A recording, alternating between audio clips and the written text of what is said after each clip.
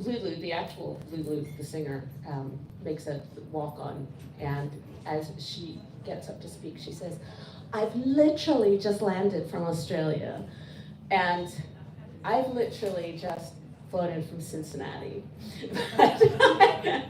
But it is, I'm like patting myself on the back, and I just want you guys to know what a miracle it is that I am here, because I left Cincinnati at 6 o'clock this morning. I've been on a plane every single day this week, except yesterday. And nothing has been, I'll just step back just a little bit because there's a little bit of Here, feedback. that's you won't have this issue if you're not in front. Scroll on over. Cool. All right. Oh, that's much better. Yes, so no missed flights, no missed connections, everything worked. But today was a wild card because I had to rent a car and drive here and park myself. So I can't tell you how pleased I am that I made it on time. So what I'm going to, I still feel like it's super loud. What I'm going to talk to you about today is kind of the writing process, but in a very irreverent way. And I've titled this talk Easter Eggs in Fanfic. And nobody else has heard this one, so this is like secrets revealed, tricks of the trade. And I guess this particular book, it is a very niche field, writing about women pilots in World War II. And I keep trying to write something else. And my editors keep saying, "Oh, no, this is what you do." we want more of these people. So I have had to find ways to get around it. And actually this has nothing to do with tricks of the trade, but before, well, it kind of does. Because I write historical fiction, I get really, really hands-on. I just am fascinated by old stuff. I really am fascinated by old stuff. So I walked around Cincinnati yesterday, a city where I had never been, and kept finding things like 120-year-old water fountains that still worked, and I'm standing there like taking a selfie of me like making the water come out of the fountain. And that's why I write historical fiction. I just really like to know the stories behind things. And so since I've been touted as the owner of 1,000 maps, I thought I actually share them with my husband. When I moved in with him in 1995, we did not know if the relationship was going to last. And we all had these British Ordnance Survey maps, and there's 500 of them that cover in great detail the whole of the UK. And he had 250 of them, and I had 250 of them, and I put my name on all of mine, which he didn't discover till some 5 years later after we were married and had 2 kids.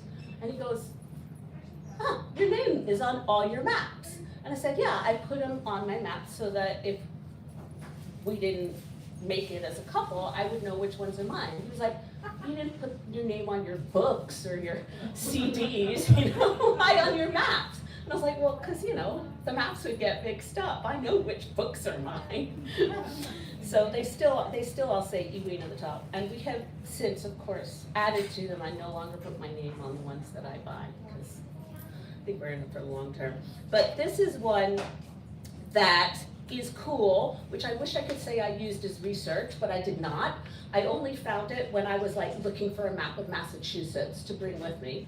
And it is a 1937 civil aviation map of southern England. So this is the map that Stella, our heroine in Stateless, would be flying with. And am I holding it upside down? No, I'm not. But this is sort of the area where she would be flying. And obviously it looks a whole lot like a map today. That they haven't changed a lot. Although of course they have all kinds of fancy radio beacons and everything on them now. But I bought this 10 years ago. I didn't even remember that I had it. It had a receipt in it, or I wouldn't have known where it came from. So clearly, I'm just kind of fascinated by the old stuff, whether or not I'm actually using it for what I'm writing. And with that, I will tell you a bit more about how this book came about. An editor of mine no longer one that I'm really working closely with, asked me some years ago to write a book about the golden age of flying. Very kind of ill-defined, but the time, sort of between 1920 and say 1940, maybe not quite that broad a period, but certainly that era where you had barnstormers and you had the early airmail pilots and you had people breaking all kinds of records, and it was actually very easy to learn to fly, and it was, it wasn't cheap, but if you scraped it together and you did some mechanical work in the local airfield, you could probably get yourself a lesson or two. And people traveled from place to place doing air shows, and so very romantic. Anybody ever seen the film Rocketeer? The Rocketeer, Disney's. This is like one of my top 10 favorite movies, and it was made in 1991. It was a complete box office flop for reasons I don't understand. Music by James Horner, who famous, wrote the music for Titanic and other stuff. And they used, it's all set during the 1930s, and it's about this barnstorming pilot who finds a jetpack. And the planes that they used in this thing were all real planes. They scraped together like 30 vintage aircraft and flew them. And I loved this movie when I was a graduate student studying folklore and didn't have piloting in my anywhere on my radar. So this kind of thing is kind of like background to what makes me interested in this stuff. And I was like, yeah, golden age of flying, that sounds like a good idea. I had actually, and I pointed this out to her, at that point written a golden age of flying novel, which is maybe not that obvious, but it's called Black Dove, White Raven.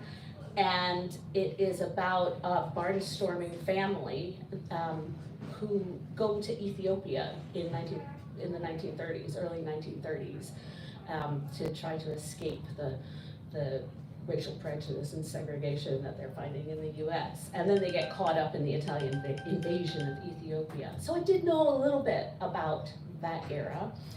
And when I was trying to figure out what my plot was going to be and how I was going to make this into a sort of historical thriller, I decided that the easiest way to do that would be to have an air race, to stage an air race, because then you can have lots of different contestants and you can have lots of different personalities interaction, and there's always something at stake because there are two kinds of air races.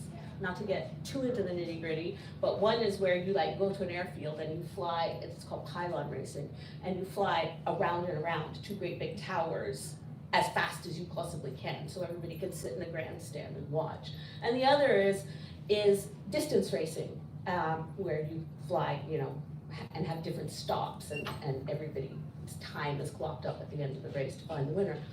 And when I set out to write this book, I thought, okay, so I need to do some background research in air racing.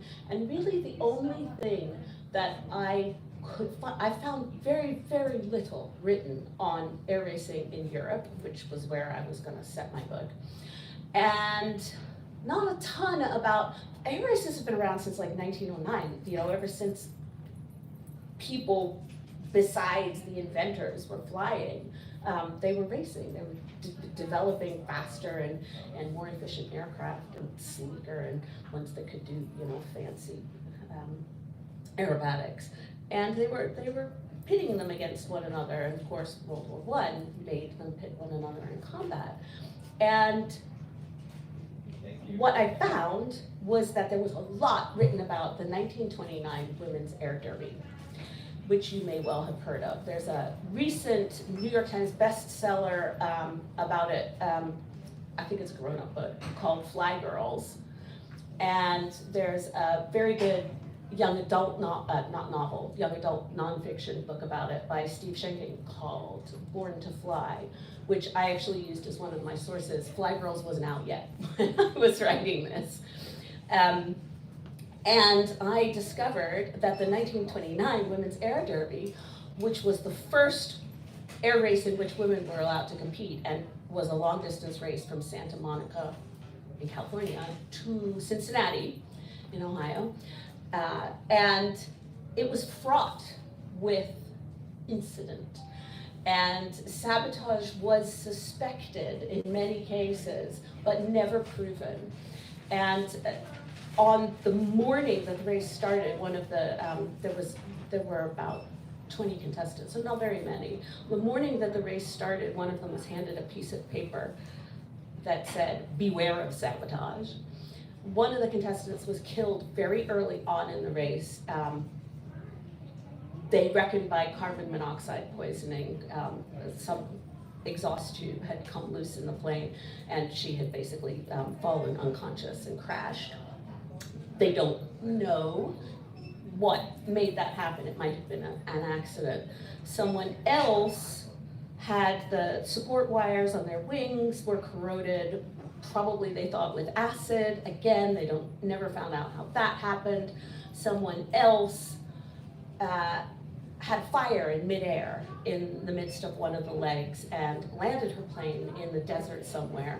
Tried to put out the fire, discovered that the fire extinguisher didn't work, and ended up like just throwing sand on it. And it was caused by a smoldering cigarette butt in the baggage compartment, which nobody to this day knows how it got there. It wasn't hers, she didn't smoke.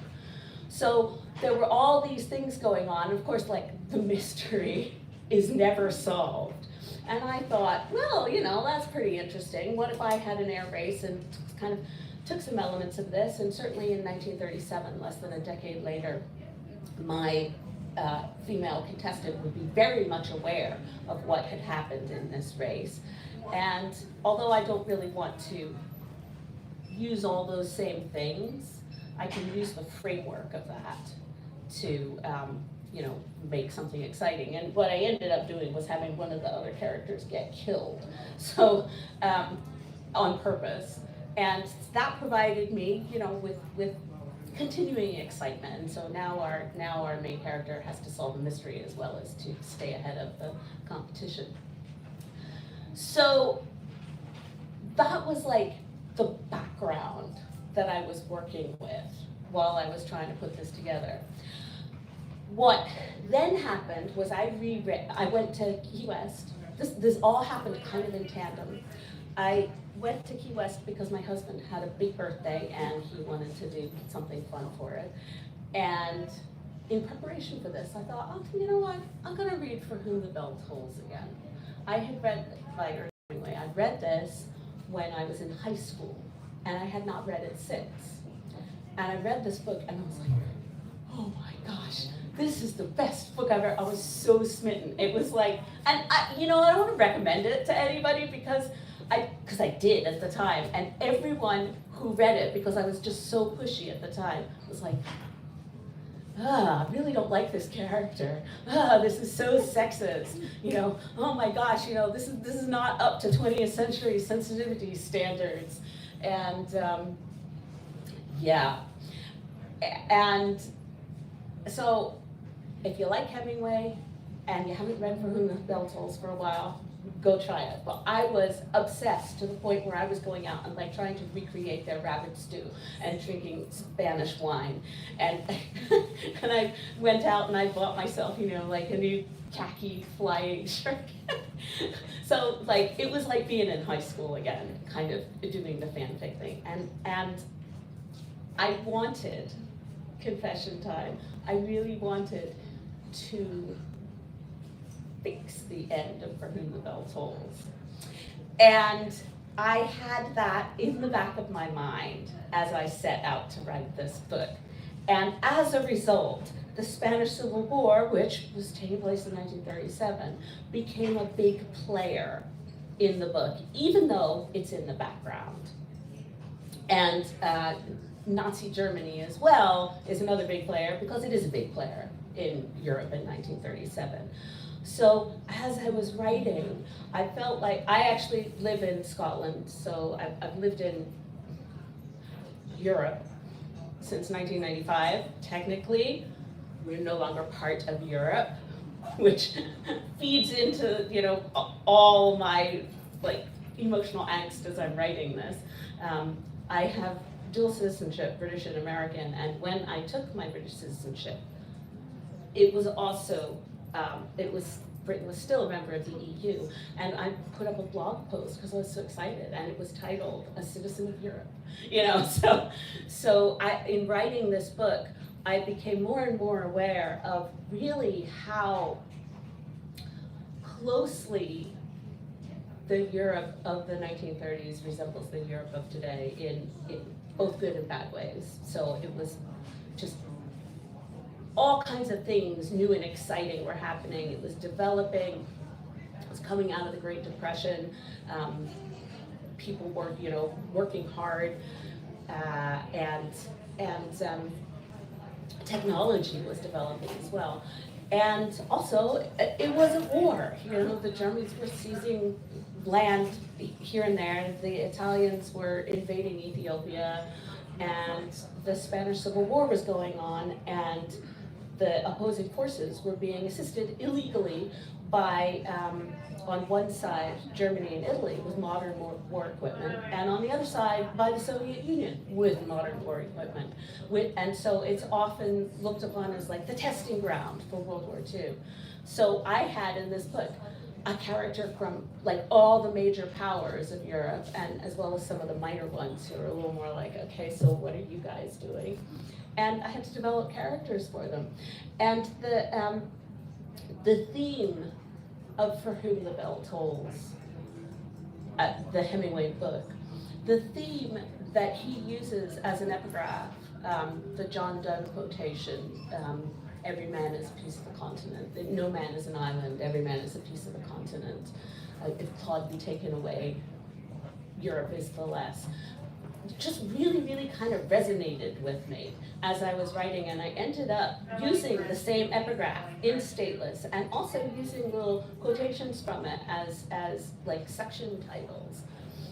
So it felt like an important message. No one is an island, and I used that kind of also in writing about the characters because they had to learn to work together.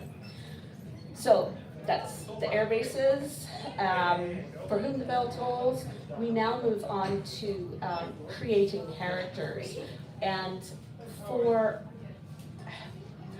by the time, I don't know, maybe it's different for different people, but I've published about 16 novels, and I've written others that are not published, and I'm getting to the point where I have to reuse some characters. Or there are certain character traits that keep coming back and being recycled in different people. And one of the books that I actually, not one, but several books that I actually read to try to get Stella'S voice right for speaking from 1937 is Nancy Mitford. Do any of you know Nancy Mitford as an author?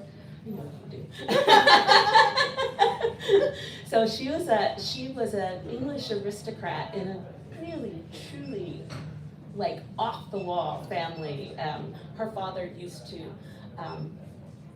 race the children in the hunt, which they enjoyed doing apparently. And I don't mean on horses, I mean he would hunt his children. And she wrote a lot of kind of semi-autobiographical novels. There were, how many Mitford sisters were there? Like 5, I think, and maybe a brother as well, who I think got killed in the Spanish Civil War. I might be making that up, don't trust me.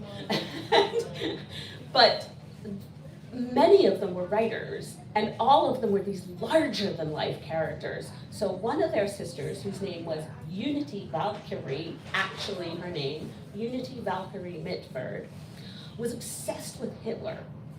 Like, she adored Hitler. And she decided in the 1930s that she was going to get on his radar and meet him.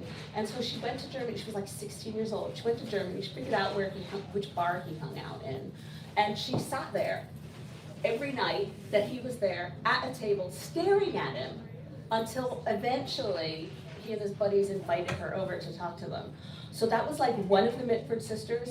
Nancy Mitford, who was probably more middle of the line. They also, Jessica Mitford was a socialist, exactly opposite side of the spectrum. She ran away with a member of the British Communist Party to fight in Spain, and eventually she ended up in the USA. And have any of you heard of The American Way of Death?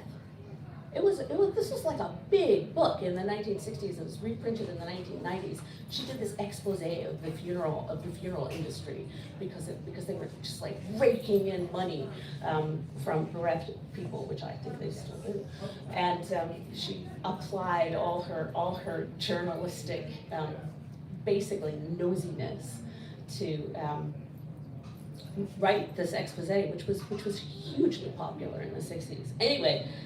Nancy Mitford, the middle of the road one, wrote a very wildly funny book about her sister, Unity, and they all got mad at each other. And I mean, it was fiction, but everybody knew it was Unity. And they all got mad at each other, and it ended badly. But anyway, very interesting people.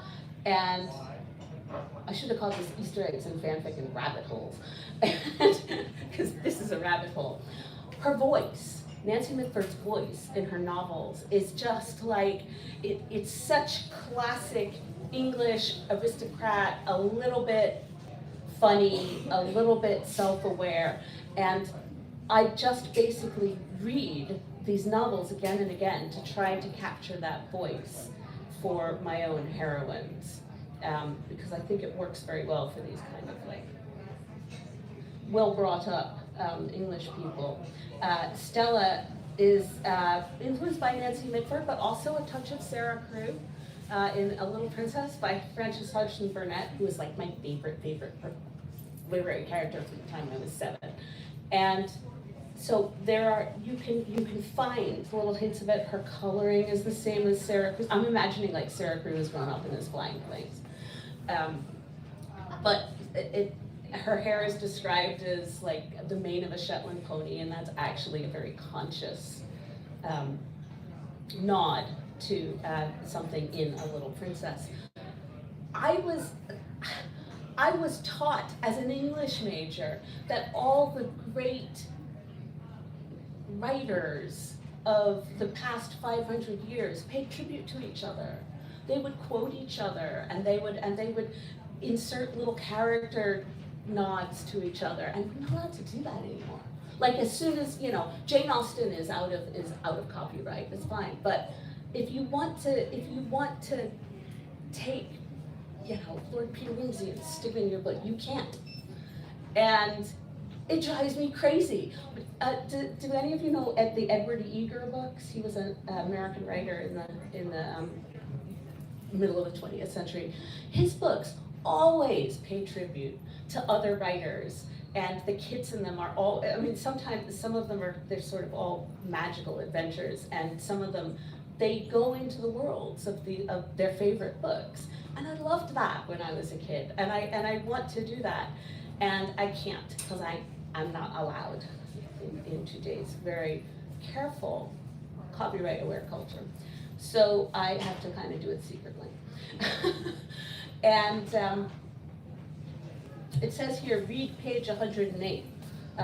So this is probably something to do with Stella's voice, or a reference to A Little Princess. So I'll see what I've got here.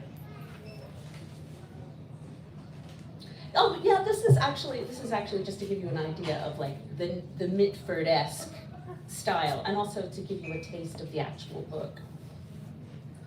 Wide French windows looked out on a magnificent view over Lake Geneva. There's no context for this. From the no-expenses-spared lodgings, 3 stories above ground level in the Hôtel de la Paix. You'll have to excuse my lack of an English accent. Beyond a vista of bridges, pleasure boats, and clipped trees, in the distance, behind the nearby hills, soared the majestic Mont Blanc, its summit veiled in snow. A couple of weeks' training in the Scottish Highlands earlier that summer was all I'd had to prepare me for crossing the French Alps, 3 times as high. It was true that I was apprehensive about my next flight. But until yesterday, that had been a pilot's sensible and healthy respect for unfamiliar terrain and wind. Now I faced the ominous possibility that the same thing that sent, this is a spoiler, that sent Vittorio plunging into the English Channel might send me hurtling toward jagged rock below the peaks of the Alps. I thumped my flight gear down on the bed. My other luggage had already been brought up. Each flying day, Lady Frith transported the bulk of our gear in her twin-engine Dragon Rapide, which was a great deal bigger than anything anyone else was flying. There was a private bathroom attached to my room, and I stripped off my flight suit and bent over the shining porcelain basin to splash cold water on my hot face. On Wednesday, I'll fly to the other end of Lake Geneva and follow the road through the passes between Chamonix and Zermatt, I told myself. I'll refuel in Milan. I won't let any of the others know my route. I made good time on today's flight, and I'll lose a little on the next one, but I'll be safe, and the hardest part of all the flying will be done with. The thought of purposefully losing more time again made me bitterly angry. Somewhere in the sky on the way to Geneva, earlier today, Tony Roberts had managed to overtake the Swedish pilot. He'd landed 20 minutes ahead of schedule. He'd been helped along by the same stiff northwest tailwind that had buoyed me over the Jura Mountains, but there was no denying that he flew unbelievably fast. I knew that if I kept taking longer routes, I risked being unable ever to catch up with him. I slipped into the mallard blue evening gown and stood for a moment staring at the unfamiliarly elegant girl in the tall mirror. The deep blue made my eyes look like storm clouds. My hair is like a Shetland pony's mane, I thought in annoyance. Even pulling it back didn't make it any less thick and black and shaggy. Perhaps if I cut it off like Amelia Earhart. But no, I didn't want to think about Amelia Earhart, lost at sea less than 2 months ago. So that's a little bit of Stella'S voice. And then we also had a touch of Nabokov, Vladimir Nabokov in here, who was like another of my favorite writers. And I went and visited his house, the house where he grew up in St. Petersburg in 2016, like not thinking I was ever gonna, come back to this and like write about Nabokov. And I found out there that he and his family had fled Russia during the revolution, and his father, who was a diplomat, had actually been murdered at an international conference, but it was not directed at him, but he had leapt in front of another guy who was being shot at and had taken the bullet and died when Nabokov was 21. And I was like, okay, that's interesting. And I was kind of like trying to come up with what Stella'S background was and her backstory, and I thought, oh yeah, I remember Nabokov. I'll look into that again. And I looked it up and I discovered that as a Russian refugee in the 1920s, he was traveling on what's known as a Nansen passport. This is like total rabbit hole, but it became really important to the book. These passports were organized during a big refugee crisis in Europe in the 1920s that exploded first after the Russian Revolution, and then was influenced by the famine that went on there, and then the redrawing of national borders after World War I also influenced it. And this guy, Fridtjof Nansen, who was a Norwegian Arctic explorer in his youth and had become the High Commissioner for Refugees for the League of Nations in his old age, came up with this passport for stateless people that allowed them to cross national boundaries, national borders with relative ease, even though they didn't have a country to belong to anymore. The Soviet Union actually said that any Russian refugees who were not within the Soviet Union's borders when it was incorporated in 1921 were not Russian. So they were out there with no nationality. And they put this passport together to try to deal with that. And then over the next 20 years, loads of people traveled on these. And I thought, well, this is cool. I'm going to incorporate this into the book as well. So that just kind of gives you an idea how one thing leads to another as I'm, like, it's all background, none of it is actual plot. but it's all churning around in my mind and coming together, knit up together as I'm working. So we have 12 contestants in this air race. Each one of them is from a different country, and I had to come up with a lineup. And I've used this trick before. This is the fanfic nature of how I work. One of my very favorite books, I don't think any of you have heard of, is called The Horse Without a Head by Paul Burnham. Has anybody heard of The Horse Without a Head? Of course you have. So I raised her.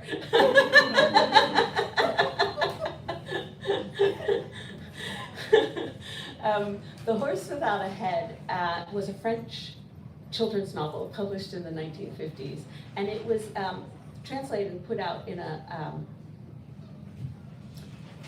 Book of the Month Club edition. It was like a young readers edition in the US, again in the 1950s, and it was one of the books that my mother and her sisters read as they were growing up and just kind of passed down to me.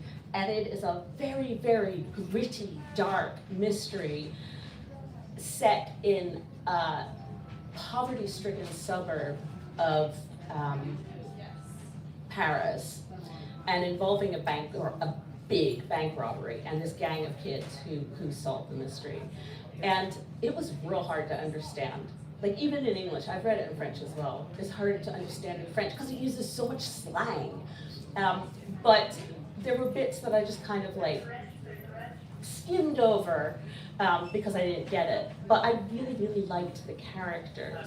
And so this gang of 10 kids, I kind of fall back on, not so much the characters in the gang as the way they interact and the way they're differentiated whenever I have quite a few characters to get a handle on. And I actually did this for the first time in my earlier Arthurian books, The Lion Hunter and the Empty Kingdom, where one of the characters ends up hanging out with a whole bunch of kids. And I was like, okay, so let's just line them up here and sort of apply some of the attributes of The Horse Without a Head to them. And although they're not, I want to say, they're not the same characters. It's more like I'm taking my technique from the other writer. But I did actually, in Stateless, insert a passage that was a tribute to The Horse Without a Head. And I'm going to read you the passage from The Horse Without a Head. Now, in order to get this, I had to call my son in Scotland the other night and direct him to where the book is on the bookshelf next to my bed. And then we struggled to find the right passage. So we're doing this on a video call, and there is, which unfortunately I've not managed to print it out, but there is actually an illustration of them all, of the kids all lined up. And so I was able to sort of guide him to the right place in the book by getting him to find that illustration. And when he got there, it turned out I'd circled the passage. so it was real easy for him to figure out what it was. And I'm going to read you this passage, and then I'm going to read you the passage in Stateless. So again, this is out of context. You're not going to know what's going on. But looking up, Roublot felt he's a baddie, felt his heart miss a beat. These were sorry, it's quite small. Yeah, there were the 10 lined up in front of him in order of height. They were on their best behavior, standing quite still and silent. Gabriel Joy, tall for his age, fresh-faced, an old cap pulled down across his brown hair. Zidore Loge, blue with cold, his skinny body swimming in a sweater far too large for him that came right down to his knees. Fernand Duen, slim and fair-haired, a blue beret pulled over his ears. Fat Tata Louvrier, who seemed to be stuffed into a much-patched and darned red windbreaker. Juan Gomez, muffled up in a short coat with its moth-eaten velvet collar turned up to his ears and a knitted cap pulled down over his black gypsy hair. Marion Faber, straight as a rod under her long man's jacket, her fair hair tucked under her black beret, which made her face look pale and stern. Berthe Guédillon, slim and pretty in a dreadful thick red pullover which she had knitted herself. Emilie Babin, wrapped up in a black shawl that set off the brightness of her smile and the gleam of her golden bangs. Kay Larry, tiny and shivering in spite of his thick rabbit-lined jacket. And last, at the end of the row, Bonbon Louvrier, the baby of the gang, encased in many thicknesses of sweaters under his blue school apron and tied up in a long scarf that went twice around his neck and was then crossed over his chest like the strap of a Sam Brown belt. And some of this stuff, like the strap of a Sam Brown belt, meant as little to me as a child as it may mean to you. But I just loved that lineup at a moment in the story which is actually quite tense. And the author takes this time out to describe the solidarity that this villainous guy is facing. And so I actually put a lineup like that in here as well. And just a little bit of context for this is that, and I think it may actually be in the passage, you'll hear the context, but Stella is, oh yeah, there's context, I don't want to give you context. They're all standing on an airfield looking up at their chaperones doing a flight demonstration. I glanced over at the young men lined up next to me, standing in a row with their eyes all locked on the horizon. They looked like untidy soldiers waiting for the order to charge over the brow of a trench. Which of you is a murderer, I wondered. Furthest in the line from me, the volatile Swedish law student, Torsten Stromberg, peered through his spectacles at the machines rattling off into the distance, as if he couldn't possibly see well enough to read a map, let alone fly.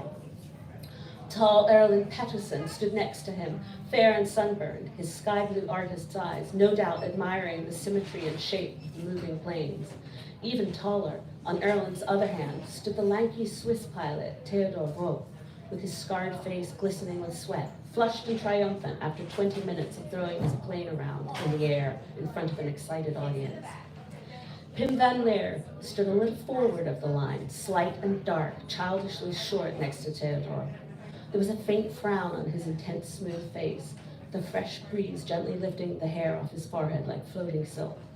Red-headed Gabby Dupont stood next to him with his hands on his hips, looking more relaxed now that he was out of Belgium and no longer the center of attention. Then there was the square-shouldered Greek pilot, Philippos Kikas, and the Polish pilot, Stefan Hudek, who was smoking like a factory chimney as usual. I could hear them making comments to each other in broken Russian again, with Yuri Gindra, the big Czech with a bear's mop of curly brown hair listening over their shoulders. I wasn't quite close enough to be able to catch what they were saying. Sebastian Rayner, the German, stood on my right, flipping his stopwatch like a magician's coin, dazzlingly back and forth between his nervous fingers. And a little apart from the lineup, on my left, the French pilot Tony Roberts, he's got an American name, gazed across the airfield, his thick brows lowered and his increasingly familiar faint frown, the wind stirring his too long honey brown hair. It was impossible to guess at his thoughts. So that was me very consciously paying tribute to The Horse Without a Head. And Gabby, the Belgian pilot, gets his name out of The Horse Without a Head, and I've done that before. There's a character in Rose Under Fire whose surname is Faber, which is named after Marion Faber. In my head, she's like Marion's older sister, who was in the resistance during the war. So I have like all these different relationships going on in my mind. And I told you I sometimes have to reuse characters. Pim van Leer is a character that if I'm struggling, I'm like, okay, you can go ahead and be him again. Do you know who Pim is? Yes. So this character appears again and again, and you will recognize him because he's always described the same way. So if you've read anything else I've ever written, you can kind of keep an eye out for it, like an Easter egg.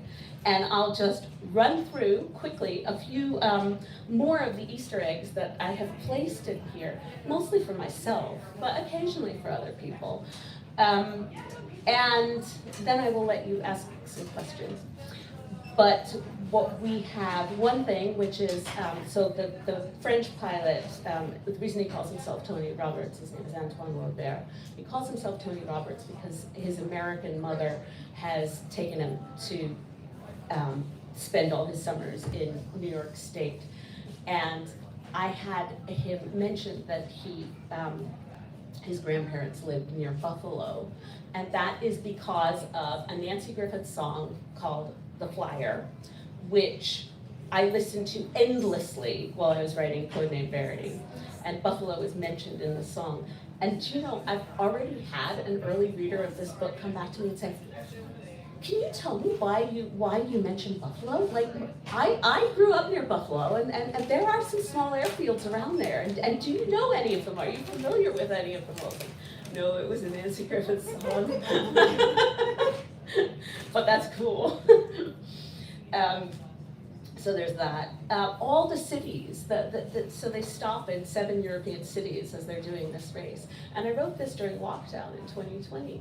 And I wanted to use cities where I'd been, because I couldn't travel. And I haven't been to every one of them, because I had to make it an actual circle with a reasonable distance between each one. But Venice, Amsterdam, Paris, Salisbury Cathedral, where it starts, they don't take off from Salisbury Cathedral, but they take off from an airfield just outside Salisbury. And the house of the race organizer, which is called Maison des Étapes, which is this beautiful manor house in the close of Salisbury Cathedral, was my daughter lived in Salisbury for 3 years while she was at university, and there was this house there that I really kind of coveted. But the house that she lived in was called the House of Steps. And so I used that name, just translated it to French, to stick it in there. So that's a little Easter egg.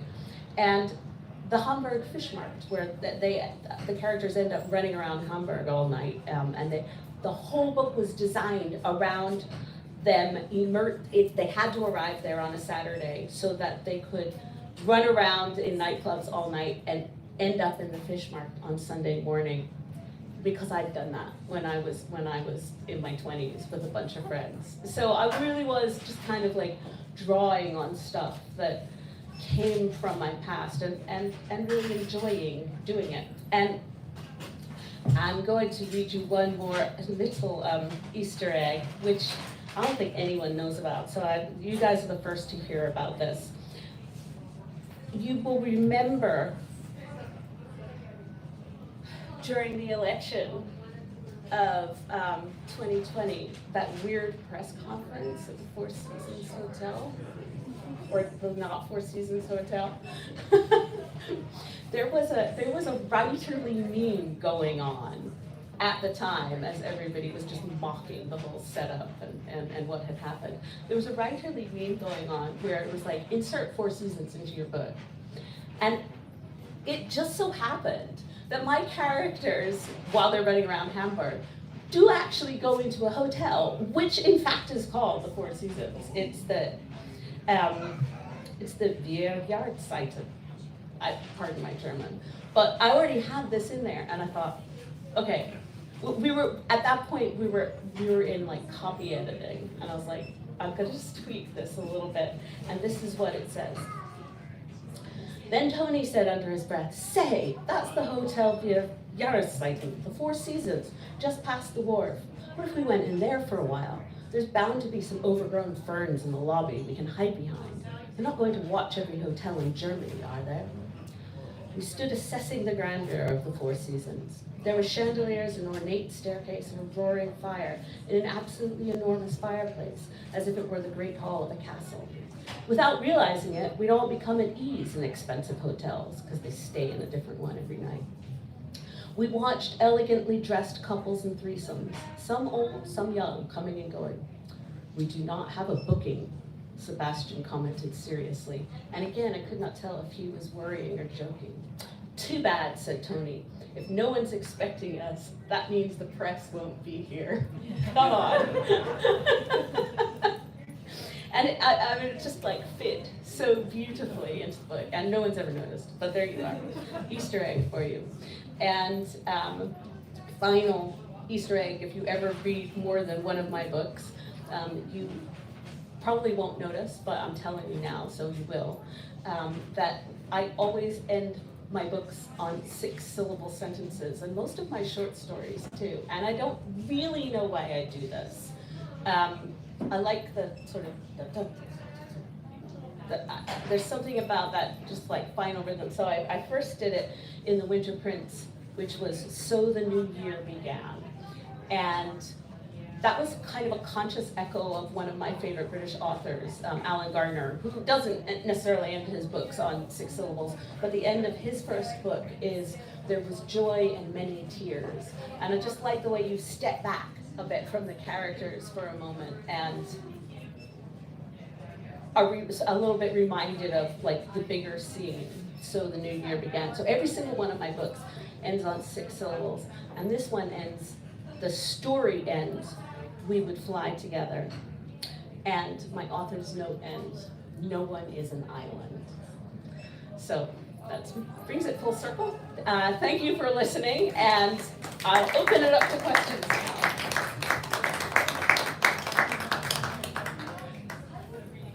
Anybody? Yes. You mentioned that you make a lot of kind of conscious references in your books. I wonder if you ever, when you reread or while you're writing, do you ever realize that you've been kind of subconsciously referencing? Yeah, so the question, I don't know if you heard it, was that I obviously consciously make references to favorite books. Do I ever do this unconsciously as I reread my own work?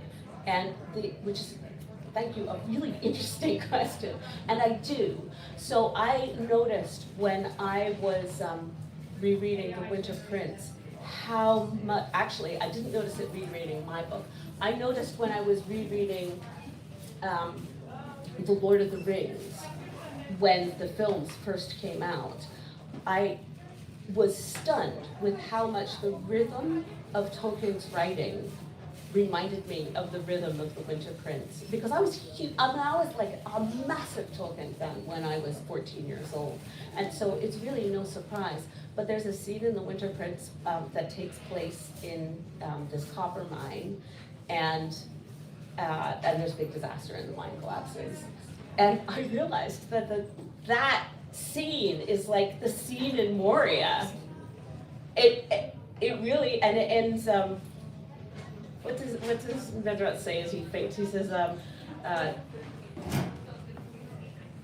I imagine the abyss closing about me and plunged into the devouring darkness. And then there's like a break, just like, where Gandalf goes, fly you fools, and then he was gone. And it was just that da da da da da, and I realized that that's where I got that scene, even though I hadn't done it consciously. So yes, that does happen too. Anybody else? Yes. I'm trying to figure out how to word this. But when you talk about little pieces from other books, and pieces from your past, finding their way into a novel, which comes first? Do you have a little piece in your head, and then it fits like a little jigsaw piece into the novel? Or do you come to a point in your writing and you all of a sudden remember something? I think both those things happened. When I was writing The Sunbird, which you may have, do you know The Sunbird at all? Yeah. When I was writing The Sunbird, and this is one of my earlier Arthurian novels as well, I was very consciously, in a lot of that, drawing on things that I had done. So believe it or not, all the clambering around in like the chimneys of the castles and sneaking around and behind fountains and stuff. That was all put there very consciously, but honestly, while I was writing that book, I felt like I was just pulling stuff out of my memory that had nothing to do with me. That book was a gift, almost in the same way Code Name Verity was a gift, where I just felt compelled to put it on paper. And I wasn't thinking too hard about what I was using, although in Code Name Verity, I drew on a lot of, and this book is about this, it's a thriller, but it's also about a friendship, if you haven't read it. And I knew that in order to make the plot work, I had to make these characters be really good friends. So I set really just like would do anything for each other, friends. And I set out to describe what it was like to have a best friend. So I just kind of filled in stuff, and it's like, okay, they can go do this, you know, riding bicycles like I did, and they can go do this, that, and the other thing like I did with my best friend.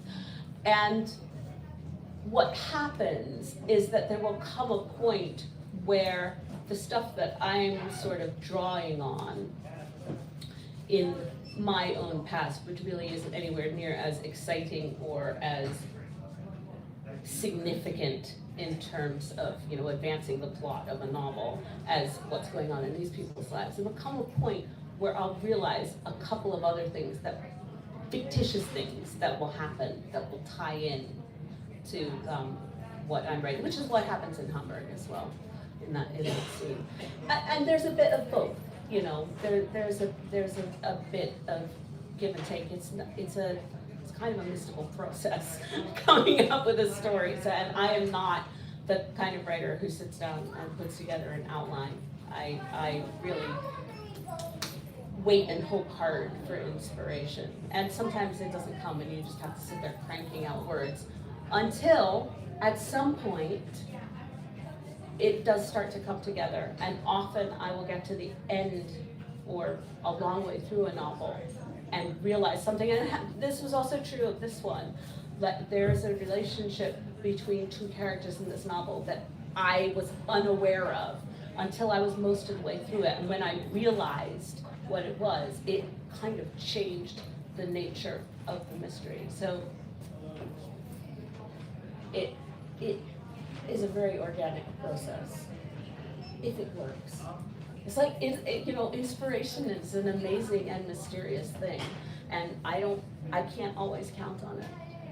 Sometimes I get very lucky.